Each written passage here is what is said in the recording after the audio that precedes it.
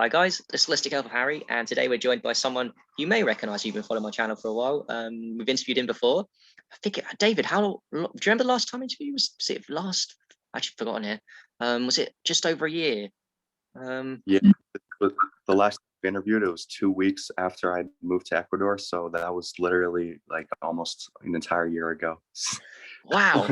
Okay. And actually, funny synchronicity, which I shared with you, is that we were scheduled to do an interview on the date, which was 1 year exactly to the day after you. I did a post about you going to Ecuador and saying, "Man, this young David's fucking amazing. Go and live in conscious communities." It was really weird, that synchronicity. I was like, "Oh, cool."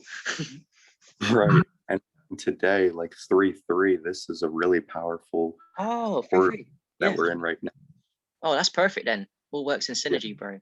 So okay, so yeah, you was in the conscious community when I first interviewed you. I remember that. I didn't know it was right at the beginning. I forgot that bit. But yeah, so there's so much happening. Where are you currently? I'm in Philly now, and well, right outside of it. And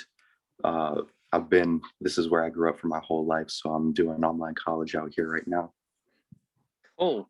Awesome. So you just got back from nearly a year, or was it just over a year in Ecuador in the conscious community? Yeah. And well, I was there for about 8 months, and then I moved into like the coast of Ecuador and the beaches, where I was in the ocean for like pretty much all day, every day. And it was like the most connected with Mother Nature that I felt. Like, honestly, the ocean is so healing. Right. Yeah, exactly, bro.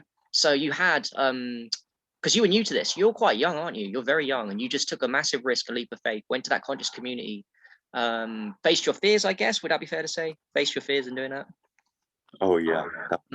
Really, one of like the biggest fears I had was just stepping out of my comfort zone to go and experience like a side of life that was completely against everything that like everybody that I'd ever known would even like expect for me, or like that I had never thought for my whole life. So just kind of took the biggest heart leap that I've ever taken when I did that. Yeah, that's amazing. You did, and you've been rewarded by it. And yeah, I've seen you. I've been watching your Instagram. I think that was where your main channel was when you was on in Ecuador, and you've just been through so much fun there. Like you said, the beach, the people, the learnings. You've learned a shit ton. You even had a relationship over there. You got a girlfriend over there. So there's a lot going on, bro. Do you want to talk to us about because I know we could talk forever about it, but can you the main lessons? What's the main thing you've taken away? Is it plant medicine? Is it vibration? Is it breath work? Is it urine therapy? Is it connection? What is the main lessons you've taken away from the experience? I know it's hard to question to generalize, but for me, it's so clear. The main thing that I took away was just being my true self, and like really discovering who I truly am. For so many years, I've always wondered, what am I doing here? Why am I here? Who am I? All these things. And like, that's really the foundation for a lot of reasons why people get into, these spiritual like lifestyles, or just even wanting to get into personal development, or questioning their own nature. And like before, I would kind of externalize it a lot and look towards other teachings for an answer. And like, I definitely followed a lot of people that gave me insights and taught me things that I would have never been able to describe. How grateful I am to even like have the internet, especially be able to look all those things up. But it wasn't until I truly like was able to build up my own awareness to go within and like seek all the answers within, then I could actually gain the true navigation system, my inner compass, to to guide me through life. And there's nothing better than to have that resource. It's the number one tool to carry with you everywhere.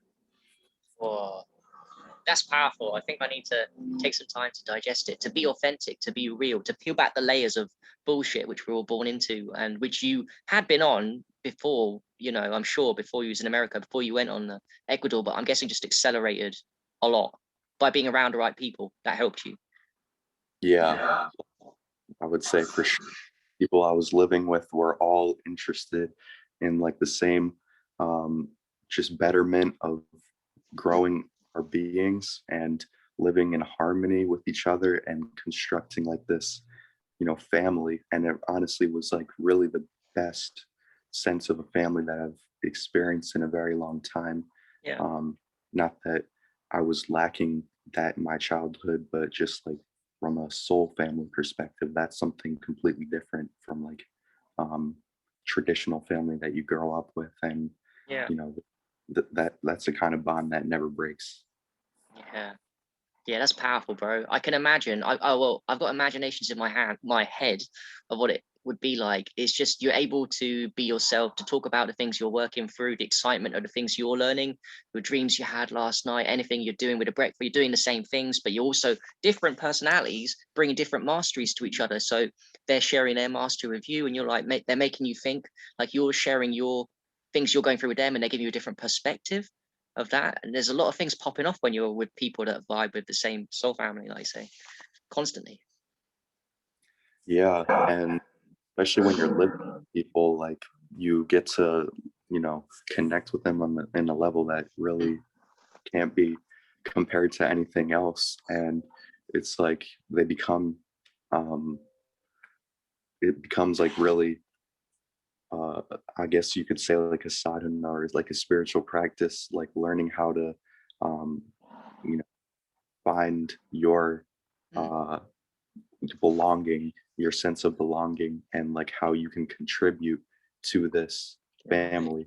Yeah. Like everybody's all building with each other, and it's something that for me, in my opinion, would be the highest quality of an environment for like growing that most people could be around. And that's just for me coming from like a lifestyle that uh, I I was never really brought up around people that were interested in growing themselves holistically in that sense. So, you know, it plays a much greater role than a lot of people seem to realize. Yeah, it does. Being surrounded by the right people is everything at the end of the day. Connection is everything. Can I ask you a personal question as well? It might be I wouldn't say off topic. It's just swing a little bit. So, did you get triggered in shadow? Did you get triggered by people there, and did you get to see your shadow more by being around your soul family too? Oh Oh yeah, yeah. Hmm. they like a lot of things that I didn't realize about myself because like for maybe some things to me they're not as important, but then when you're living with other people that get to like um, see how you live, then they can start to point things out that like you would have not even recognized yourself. Hmm. And that's like also one of the most valuable aspects. Even if you have like a mentor or a life coach or just a friend or a family, whoever it is that can like really help point out the BS inside of you that like you Yeah. yourself not even willing to or you just can't even see it for yourself, then to have somebody else reflect it to you, that's so crucial for me. And like I would say things like um just being organized and uh completely independent and uh, you know living by myself like that without any kind of like putting all the responsibility on myself. Those were like some of the things that I was working through that they Yeah. really helped, because it was my first time living alone, like traveling alone and all that. You know what I mean? Yeah, that's thanks for saying that. Yeah, same with me. Like I've never really spent a big amount of time by myself. Apart from when I went to Portugal, it wasn't as long as yours. It was from July and beginning of August to December. And I've always struggled with that because you just need reference experiences. If you're not independent and not used to that, of course you're going to be a beginner at anything. If you've not had experience with something, how can you be an expert at it? People with more experience that have been living longer than you, I'm sure, would have helped you a lot, like you said, and given you the tips and maybe called you out sometimes when you did something wrong, or probably a bit loving. I think most people are. They're just like, but then it does trigger us sometimes. It triggered me, like, and I think it's you said, you're like, oh, but I should know this, or oh, damn, you feel not worthless. I don't think that's the right word. You just feel like, oh, I'm behind, but really everyone's at the right place because we're beginners at some things, and it's all good. Yeah, exactly. And people just, when they can love you unconditionally like that and just be there to support you through it, then there's no worries or any kind of like hesitation to want to like try and hide what you're going through. Just like when I was there, I felt like I could be open, honest about everything, and that's the best part about it. Yeah, openness, honesty, communication, because you're living around people, and you ultimately, that's why we're here, to see the truth of reality, not just of life, but of us and what we're not taking responsibility, what we could do better, and be humble ourselves, because not everyone's amazing at everything all the time. We all have weaknesses. Plus, when you're in a living situation with other people, it can be quite triggering because everyone has different ways, even though we have the same modalities, we believe in the same things. Everyone's got these little, when you live with people, you really find out what they're about, all little quirks and mannerisms. Sometimes you can get upset with little things, silly things. Other people get upset with you for silly things, and you can get upset with other people for silly things because you didn't realize you had this part of your brain that was judging people for silly things. And it's nice to work through, and it's nice to see. So it's good to be around conscious communities.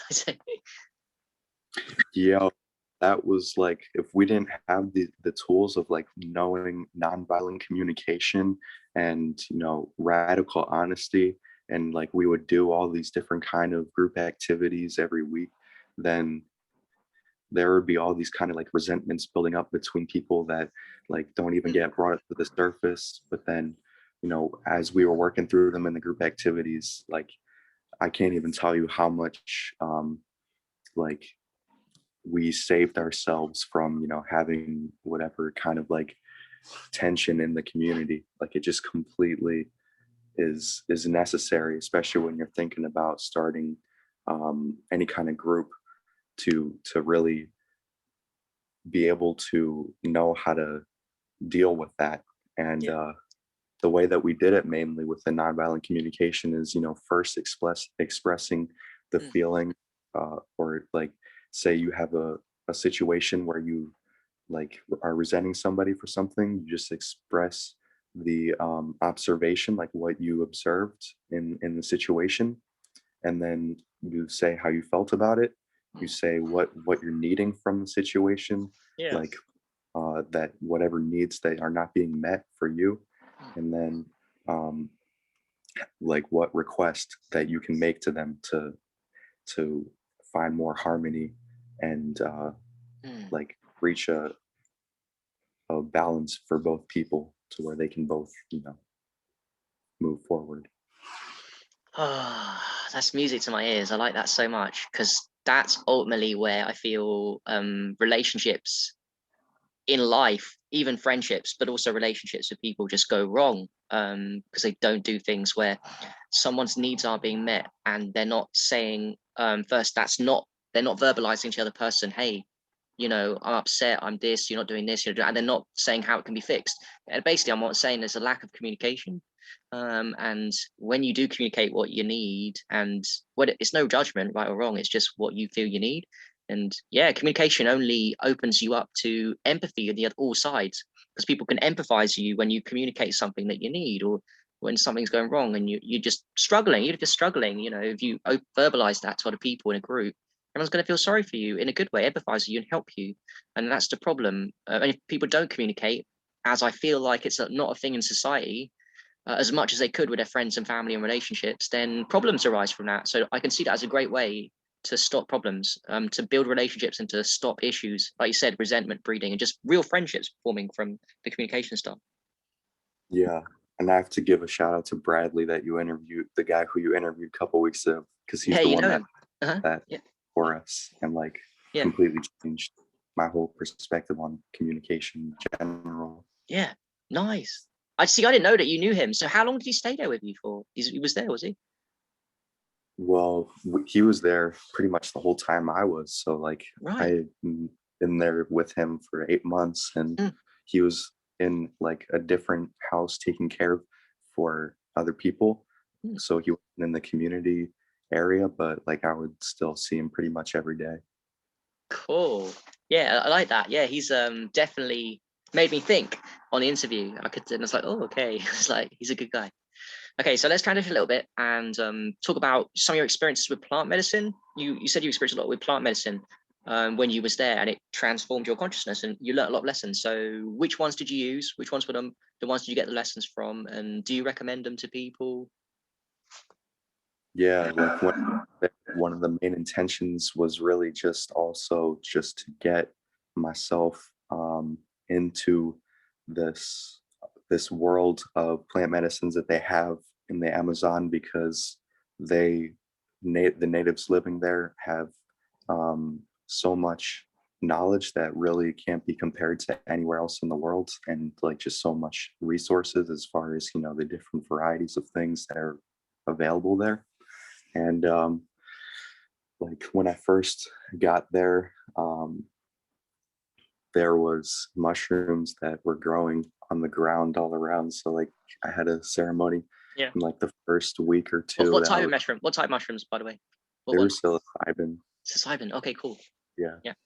And they literally, we had a ceremony with tea, and I remember that like we were all connected to the stars, and like and we were speaking to each other in like this universal language, where on a level like we're on right now, it would make no sense, but I remember when we were on it, like we were talking about like the codes, the keys to the universe, and all this kind of stuff. And like I'd never really done the plant medicine with other people that were like really on that kind of like consciousness level with me, and to do it with them and share that connection with these people that are like my soul family. And it's like one of the greatest ways to connect with another human being, sharing that plant medicine with them. And then a couple months later, that's when I did ayahuasca for the first time. And I did that by myself. It was just a microdose at first, because I wanted to get clear on like my intentions. I was really with like the lockdown going on, like my kind of plans for my life were just completely thrown off. So I had to get really clear what I wanted. What do you mean? You mean with the lockdown, was you going to come home? Why are you saying it was thrown out? I was supposed to have already. Oh yeah, that's right. You were, weren't you? You're supposed to come over to 3 months. Was that correct? 3 months. Yeah. Yes. And so like as soon as I found out I was going to be staying longer, like that must have been hard. I mean, that must have been a bit like, because if you prepared mentally, because say it's a big challenge, which it was for you, and then at the beginning to do the right thing, you'd always did the right thing, and then you was mentally up to the point of the lockdown prepared to go home and think, I'm only going to be here 3 months, so I can go, because I know what that's like. Or maybe I'm projecting my version of it. I'd be like, okay, I can do 3 months, but a year maybe not. But then, did you feel that, like, after you heard the lockdown at first, you were like, oh God, it's going to be hard? I mean, I know you would have always done the right thing. Did it go through your mind, the fear of like, shit, I've got to stay here, like at the beginning? Right as soon as it started to get to the point where I knew like my plans were gonna change, that's when I was like, all right, I gotta get on everything I said I was gonna do when I came here. So before this ayahuasca ceremony, I did 20-day juice fast. That was the first one I had ever done for like juice fast really extended.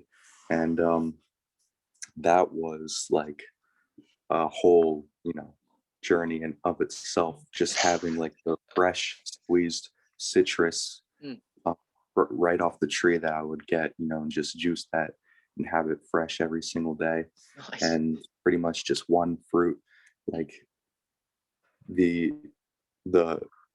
awareness I had of like my parasites and like other things that had been influencing my state of mind and my thoughts, it got honestly like I was terrified at certain points, like just lying awake at night, because I would be like confronting in my dream world or in like deep meditation. I'll be like confronting these things that had been latched onto me that I was releasing through the juice cleanse. And they wanted to fight on for dear life. And like you hear a lot of stories about people that go through juice fast that have dreams where like all they can dream about is food or whatever. Like their mind just starts to really you know go in all sorts of directions. And it was a test of mental strength for sure, until I started to lose my energy. That's when I decided, it's time to not push this farther than my body can handle, because I wasn't going to just give up all my physical exercise and practices for this, because I think that would throw my health off balance. And there were other people that came and they had done juice fasting for too long, and it just completely destroyed like their digestion and things like that. So I learned from that. And to end off the fast, that's when I did the ayahuasca for the first time. So I was extremely sensitive, still hadn't anything, and only took like literally the smallest sip that you can possibly imagine. But I had this whole ceremony music planned out, and I went up to this waterfall nearby, and I just like sat under the waterfall for maybe 2 or 3 hours, and like just completely going into the music, just experiencing the music, and in a whole different dimension, really. Because when you take that medicine, you listen to the actual ayahuasca ceremony music that the natives will play, then you can really tap into that energy. And the main thing I got from that was like, okay, so this was just a little taste. What I need to do is I need to get the real thing with the shaman and have like a full-on ceremony. And that's what I ended up doing like a couple months later. Of course, you got a taste, you wanted more. You're like, shit, this is gonna heal me, like give me next level. So that's cool. Wow. So you went from a microdose of ayahuasca, which is perfect, because I've heard ayahuasca you need to do cleansing. So you unintentionally probably did a cleanse, a physical health cleanse, then perfect timing for the microdose of ayahuasca. Then you did the big ayahuasca, which is cool. What lessons did you learn? I mean, I'm guessing here you would have been a bit freaked out. The ego got a little shot there, but I'm sure you learned a lot and don't regret any of it. Well, no, don't regret anything in life. I think that everything is always here to teach me a lesson, so that always keeps me humbled and grounded. But as far as like the ways that it really was a challenge, and it did really just break a lot of paradigms that I had. Was going into it, I didn't really know like the shaman, or didn't really meet him before. It was just with people in my community, that the person in my community that set it up. But I'd done it with 5 other people that were there with me. And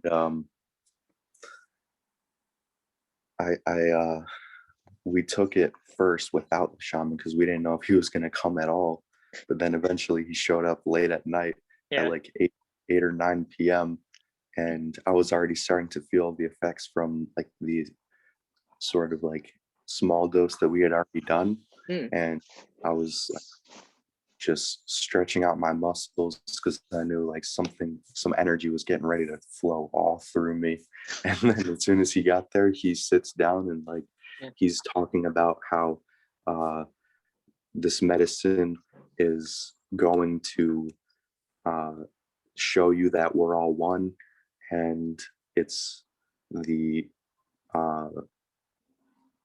he was talking about the history of like his tribe, that they would never want to share it with like foreigners like me.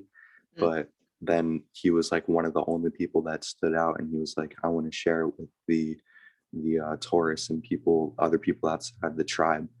And because it's so sacred to them, like that's how important it is, that they think that you have to really show the medicine, that like you're honoring it if you want to partake in it. And so and not to interrupt your flow, but I mean, the way I see it from what you're saying is I understand their point of view, but perhaps they don't understand that people like yourself have putting in just as much work on yourself and actually do treat it sacredly. We actually do, a lot of us in the community, and the Westerners, right, that come over to the country, we take what we do very seriously. You know what I mean? And they have this idea that we don't. Some people don't, but a lot of us do. Is that fair to say? Like, I feel like we do. Like, yeah, and I don't blame them at all, because we look at the way that we've treated their home, which is the Amazon rainforest, and their nature. Like, I'm not saying, I don't even know I said we, but it's just like the Western society has.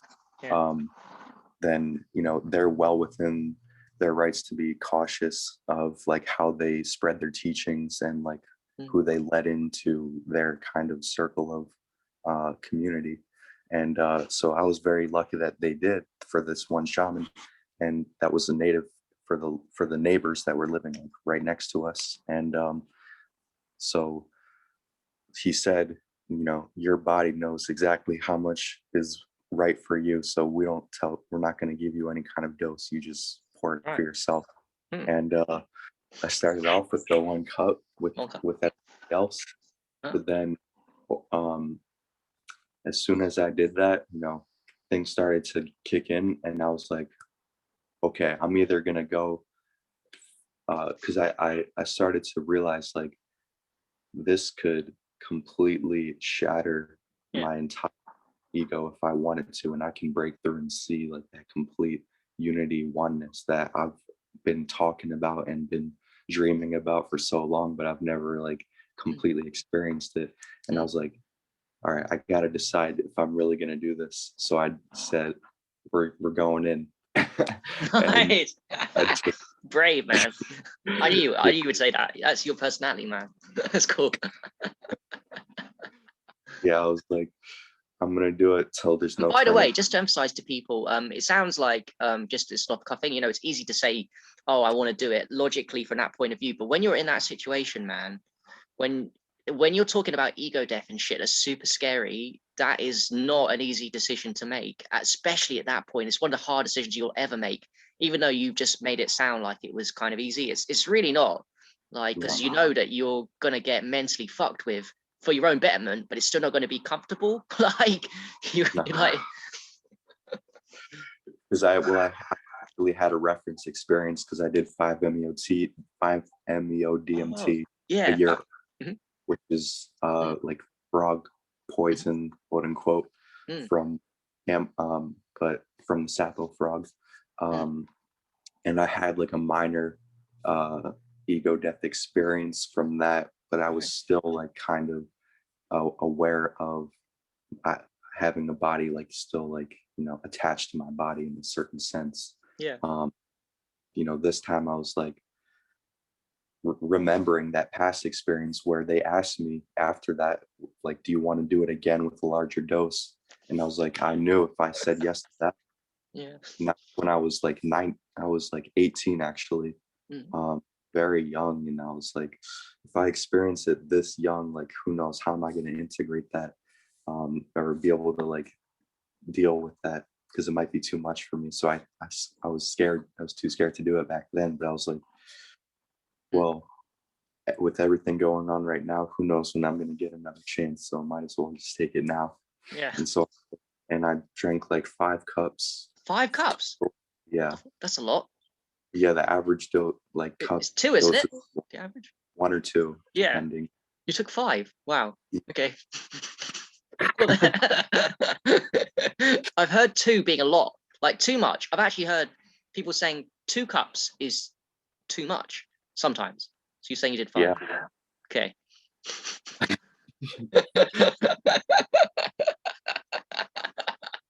What happened, man? I took 5 cups.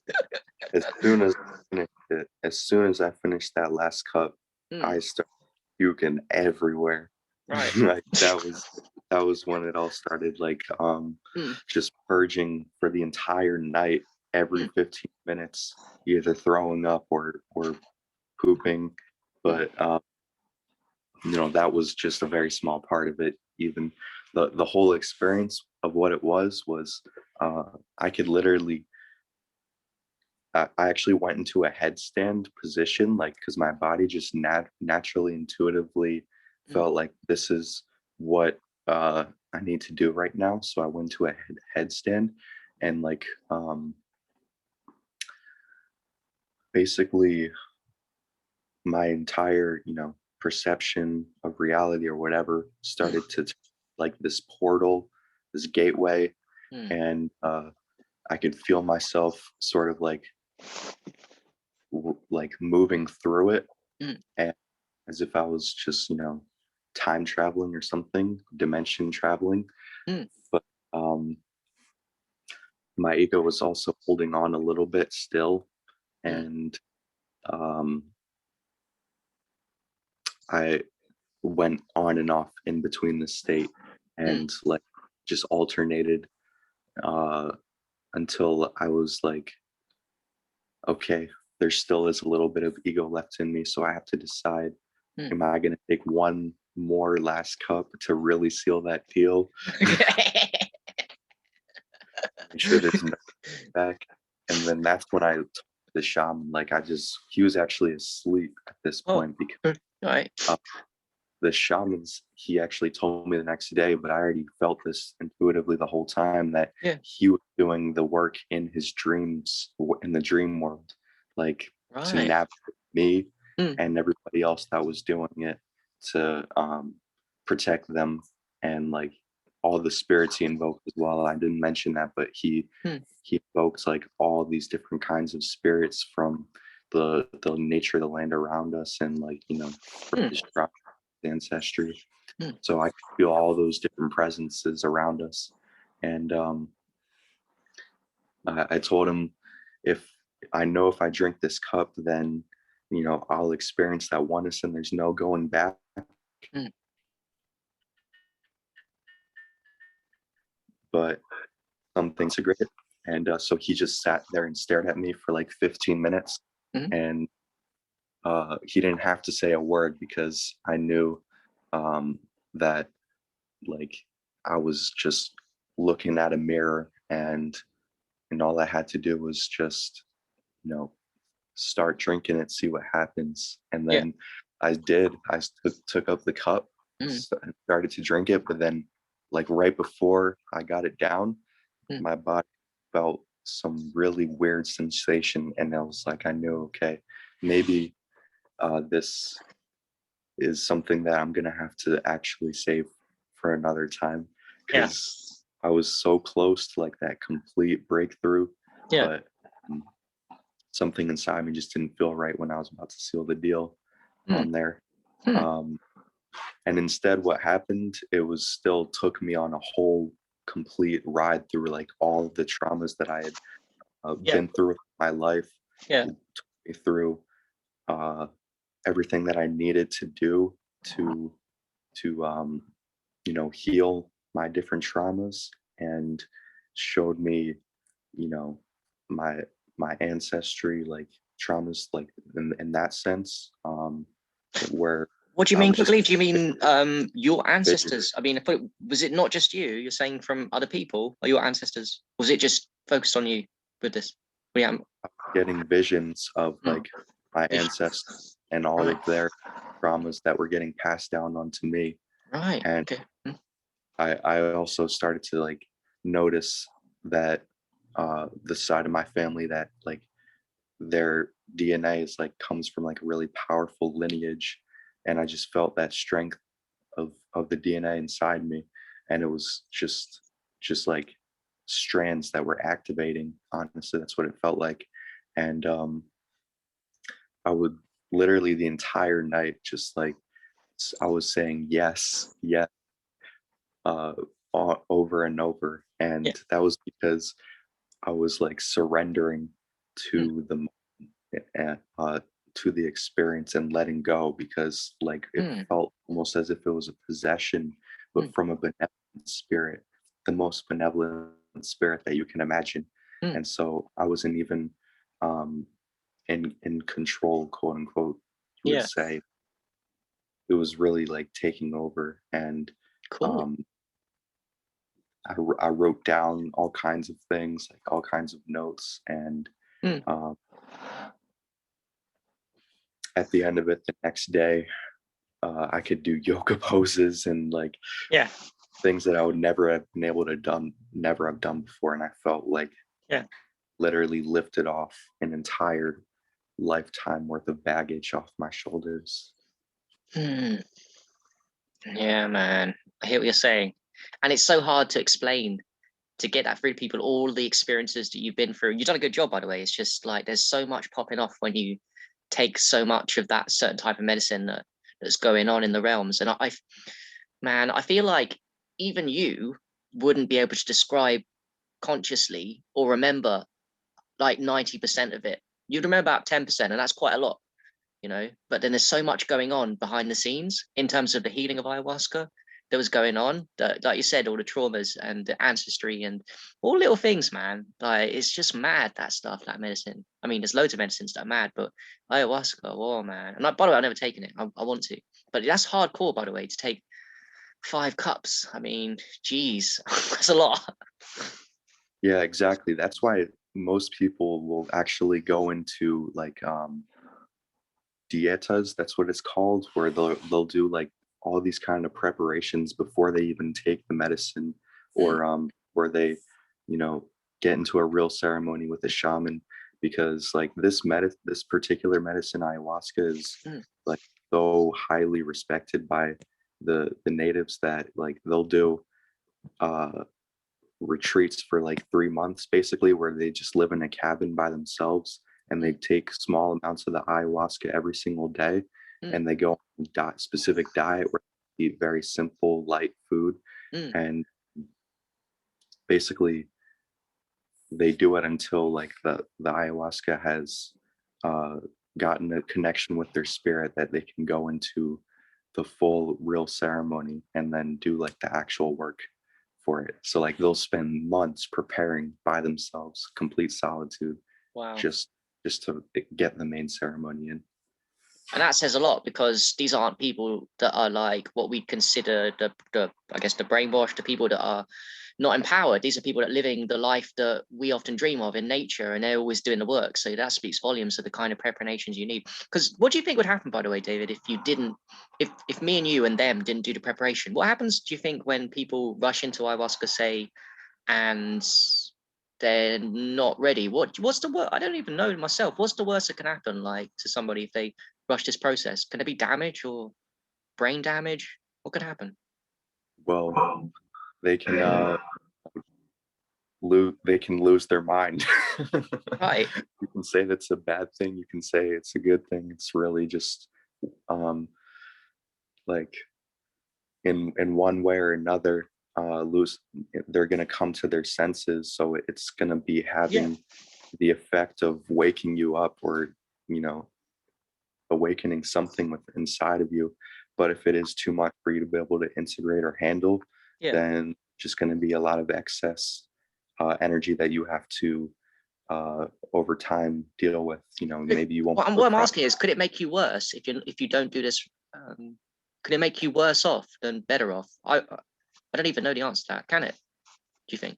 Yeah, definitely. At least for like a temporary period of time, until you fully integrate the experience. Because for some people, it might take a day. For some people, it might take their whole life. So it just depends how much like you dedicated you really are, and how much you really want to go into your shadow self, your traumas and all that kind of thing.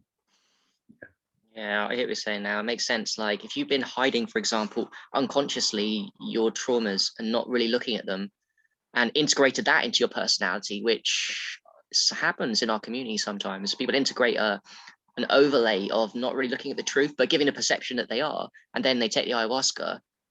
They're the ones that end up screaming 24/7, having the worst trips, and so it can go bad again. It can go completely wrong sometimes. Yeah, exactly. And I would never recommend it to anybody and say like, oh, this is going to help you or this is going to benefit you. I would just, if you're being called to it, then and it comes presented to you, then that's when you can consider it, but you don't have to go chasing after it. And the same principle applies to anything in life, really. Mm, you know just you don't have to force things in life. Just mm. let the opportunities come to you, and take the opportunities when they arise. I like that. Would you do it again? I would definitely do it again for sure, and Mm, I will probably within next year or two, but definitely nice. interested in other medicines in the meantime as well. Yeah, talk to us a little bit about the other medicines. So that was amazing, man. Thanks for sharing. I'm learning a lot. I'm definitely going to do it. But what other medicines did you try? I think you told us off earlier. You tried some other medicines. There's so many powerful ones, good ones.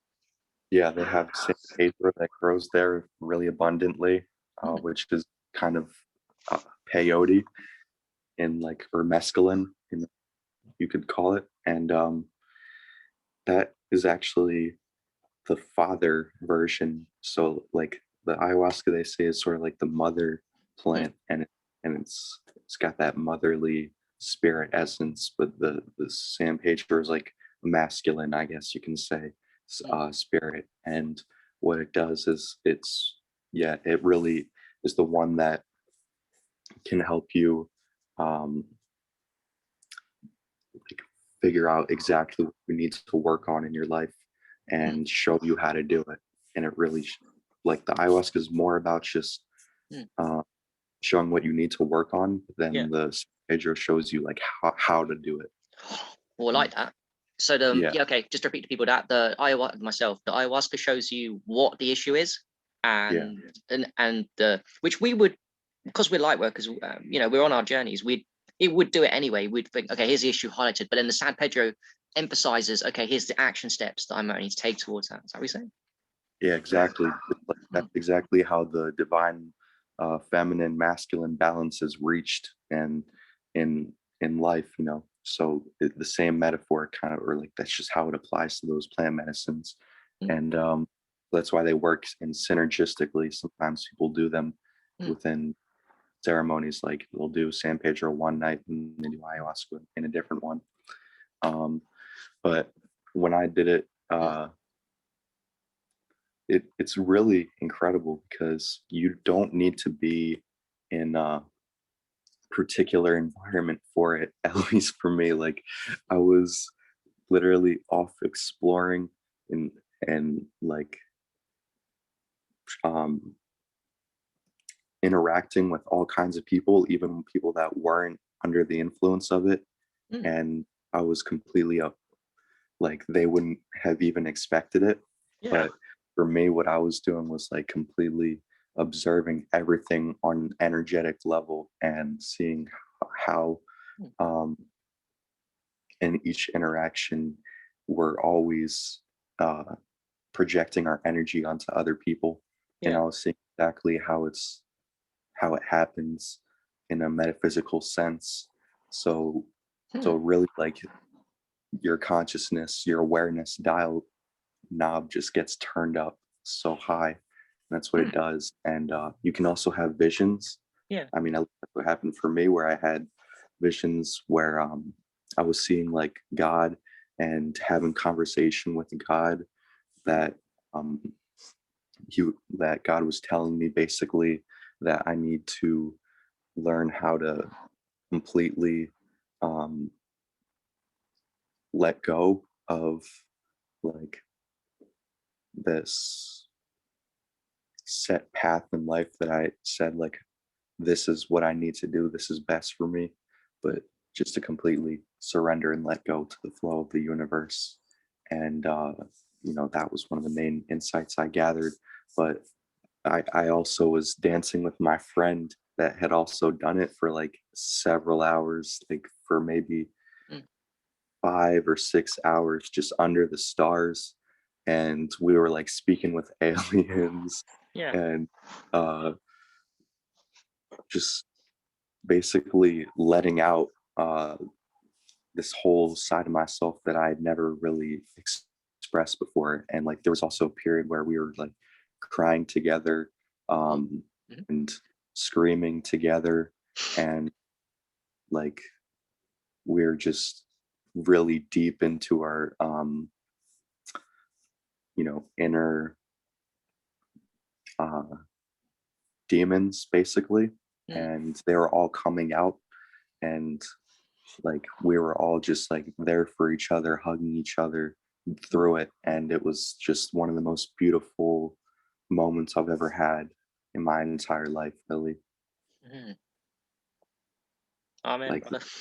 the level of humanity that comes out with medicines like this is unlike anything that you'll experience on a day-to-day basis, or pretty much for most people they might even Right. never experience. And it makes me think that maybe in the past, when we was much higher our ancestors were much higher evolution, generally speaking, in the masses, that would have been a bit more normal. And we can taste with plant medicines what it was like to be a bit more. We can taste now the high frequency that I think existed more commonly before. If that makes any sense. That we've lost our divinity, we sunk a little bit, but we can still taste it. And it's nice to have those feelings because there's so much extraction of consciousness that we don't play around with, not even through our old fault. We can do, I feel like we can do all the protocols under the sun, David, and we're still being poisoned because the world's poisoned. The air we breathe in is poisoned. There's EMS everywhere. So it's lovely, like you said, to have these moments of deep connection with people. I can only imagine, man, because I hadn't even done those two. But I've also heard that San Pedro's like, they say it's like ecstasy, a natural ecstasy. Am I correct? I think I heard that somewhere. Oh yeah. It can bring about that real loving like state within you, but you have to kind of like go through the mud or the shit before you can get to that. So that's the only Okay, so it's not like ecstasy, you top a pill and you're like, oh, I'm already here, but then you get to come down too. It's unnatural. So, but then this one's like you're saying you have to go through some shit to get to the ecstasy feeling, the bliss. And that's I like that. Nature always teaches us. You can't. Same with ayahuasca. Yeah, you can't just get to this place of even any of the plant medicines. I think you just can't get there without going through some shit. That's not how life works. Yeah. I like that, man. Okay, so is there any other plant medicines you take? It is a fascinating, the ayahuasca, San Pedro, and they go hand in hand. I love that, the mother and the father. Is there any others you tried? No, not that while I was away in the Amazon, but only when I came back here. I did the Amanita Muscaria. Please talk about that. I shared your video. And I came into the affiliating with Adam randomly when I got back from within 2 weeks of coming back here, and I think you got them through me, and now you're affiliated with them. So and you got an experience, and I saw it on IGTV, and I had to share it because it was amazing. So yeah, talk to us, man. Amanita Muscaria. Yeah, I'm so lucky I got to try it because now there's none left until August. So True. Yeah.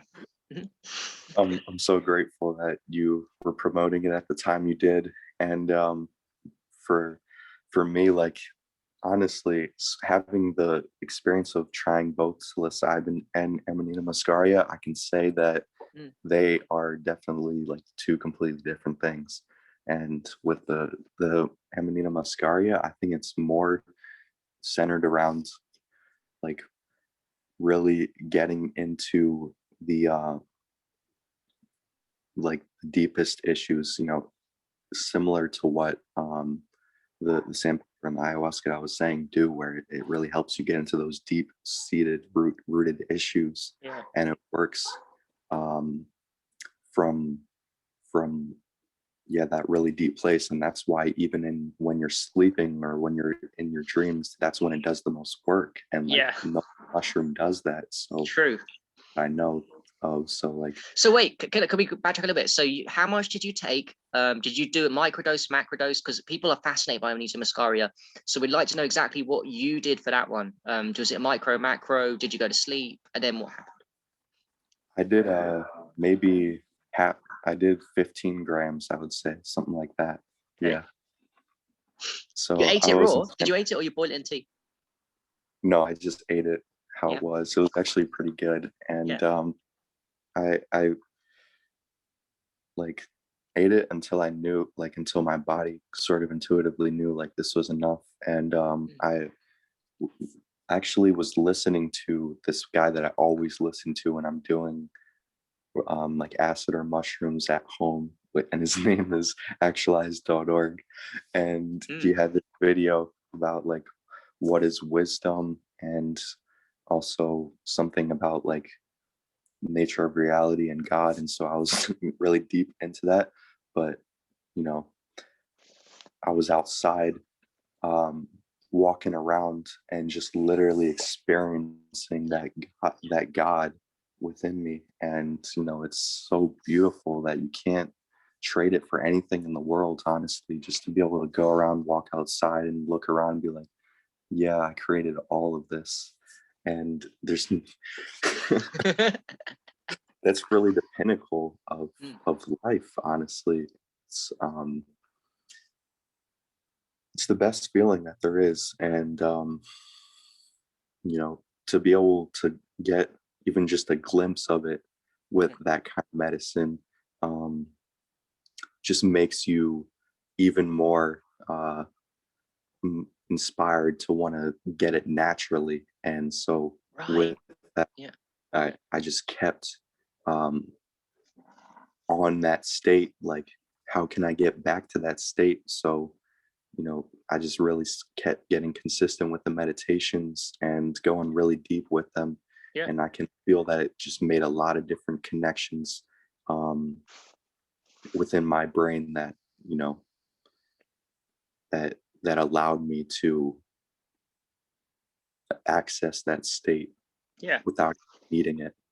Do you know what? You touched on something really important, I think, for me as well. Like, I mean, people can question why take plant medicines. And you said something there. You said that because it reminded me why I do them. Even before plant medicines, like when I took ecstasy for the first time and I got that really present state of love.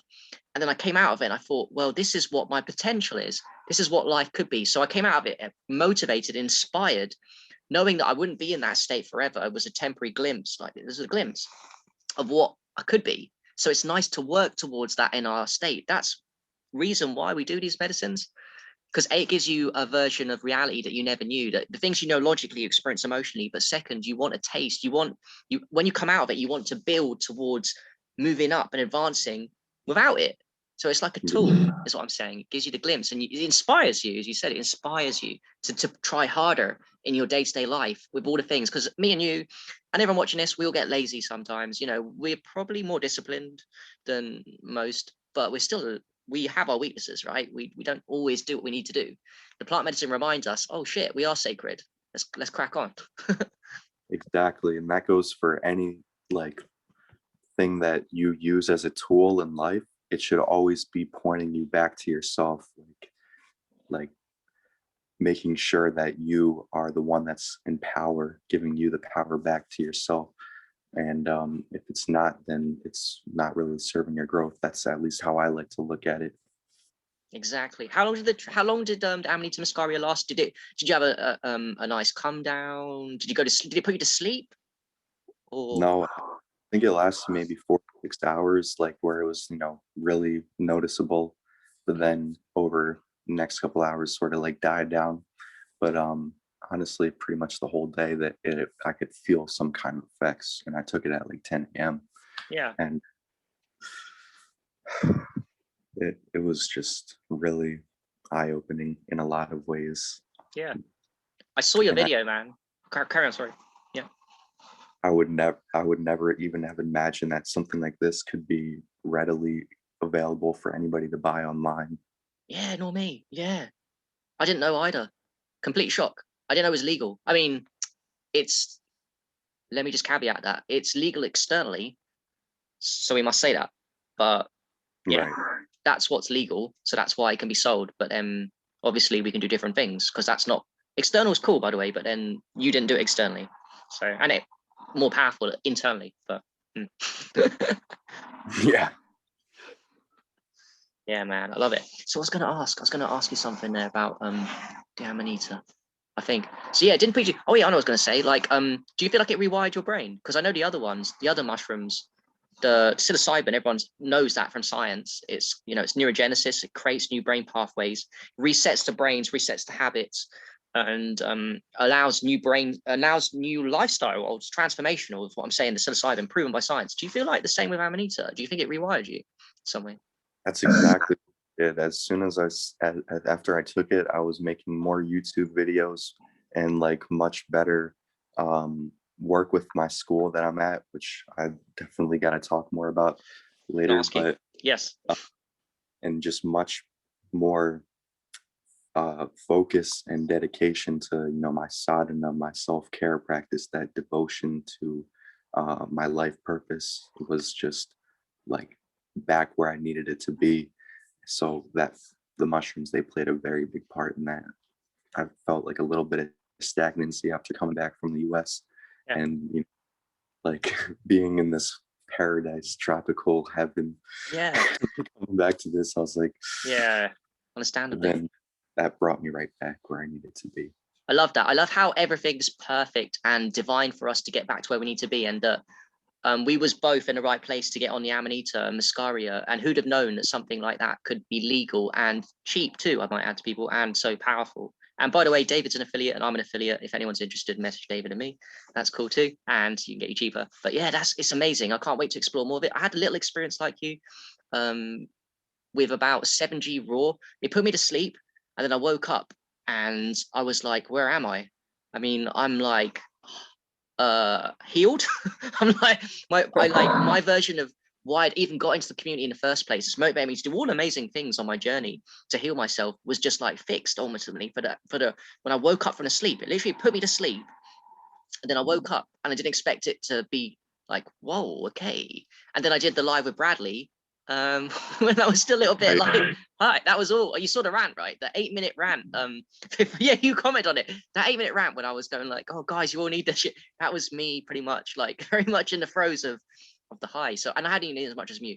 I find it really interesting, David, to study and explore. I'm going to learn a lot more about it. I'm going to write a book about it. I feel like it's a bit different to the other one because you can't just say, I'll eat loads. Sometimes there's less of the good stuff, the muscimol and ibotenic acid, the muscimol, there's less of it in a certain amount. So even if you eat 15G, it's not standardized, is what I'm saying. Some might have more, some might have less. So there's an art to it that needs to be studied more. Adam will say this, there's a lot to it. It's a very complicated sacred mushroom. So it's not as simple as saying, sometimes you can eat 15G and it works. Sometimes you can eat 15G, there's nothing in it. Like it teaches you the lessons almost of divinity. Sometimes it'll give you lessons, sometimes it won't. It's how I look at it. It's really interesting mushroom. It needs to be explored more. And I'm glad that you've had that experience and shared it with us. I really appreciate it. But let us transition to where you are now. You're at Mariashi School, am I correct? Maharishi International University. That's what it's called. Right, Mariashi International University. Is that the TCM, Mariashi? Well, he's the one that invented TM, transcendental meditation. Right, correct. Yeah, how'd you end up there? Was you there before you went to, you weren't, were you? No, I was not there before. I was in like a regular college when I did my first semester in a community one. And then my major was computer science. But after I moved to Ecuador, I was rethinking how, I don't really think I would ever be able to accept a lifestyle of working a 9-to-5 in an office or anything like that. So I was like, I really got to find a college or some kind of path for me that's gonna allow me to find a different route. So I was looking for like consciousness-based education schools, and this one popped up, and it's the most widely recognized internationally credited university where you can actually study anything that you would normally study at another college, but with the added benefits of all the structure around like the foundation of what all knowledge comes from, which is consciousness. And they encourage you to expand and explore your consciousness with the transcendental meditation that you do twice a day as part of like the curriculum. And courses, every single course that you take, no matter what kind of major you have, will always have that the most emphasis placed upon how can you relate this to consciousness and to your true self. And like, Mm. you know, when you're always in alignment with your true self, that's when you're going to be living your highest potential. So that's what they recognize in the college. And I've never would have imagined like school could exist like that. But honestly, after having gone to it for the past month so far, Yeah. I can say like they fulfill all like the things that they say on the website. Like, Whoa. and I would have never, thought it could have been true, but it is. Right. So my understanding of it is interesting. I'm learning from you. So it's a very, how would I describe it? It's a high consciousness, complete university where it's not like a university people normally go to, that's kind of not relevant. I mean, it's relevant to your growth journey. It's relevant to your evolution. It supports you in your whatever you need for, it does all that stuff. And TM is compulsory, which is cool because that's a very powerful healing modality. But yeah, it's just, I guess it's an extension of the conscious community for you in a way, even if it's in a different place. Yeah, and like all the people there, they're people that have a lot of them already set up their own businesses or Yeah. like things that they've already established within their life. Yeah. Like many of them are already energy healers or people that are working with Ayurvedic wellness, just like holistic health, and like coaching, all these kinds of things. So these people Yeah. have themselves set up, but they're wanting to get to the next level. Yeah. But it doesn't matter if you are like at that level where you've got the like business set up and everything, but they want you to get to that point no matter where you are. So like they'll guide you through it. Come And again? They want that. So even if you don't have your own business, they encourage you and support you in setting it up. Is that through a natural process by just being around the people? Or do you mean they consciously do stuff on top of that? Courses in specific majors are designed to help you with that, like getting social media outreach, getting to your Cool. niche, and like getting to what you can truly, the greatest gifts that you can offer to the world, and how you can provide the most valuable for both people involved. Wow. But for my major, that's at least how it's designed. And Which major are you doing, David? Which one are you on?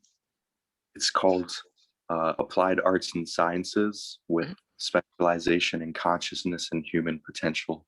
My So, God, it's a mouthful, but I like the sound of it. Sounds good. yeah. Might take me quite a long time to remember that. Like, worse than remembering names, and that's hard. Like that's quite a mouthful. But yeah, what does it entail basically? If you could sum it up, what is your what is the main things you're learning with your course?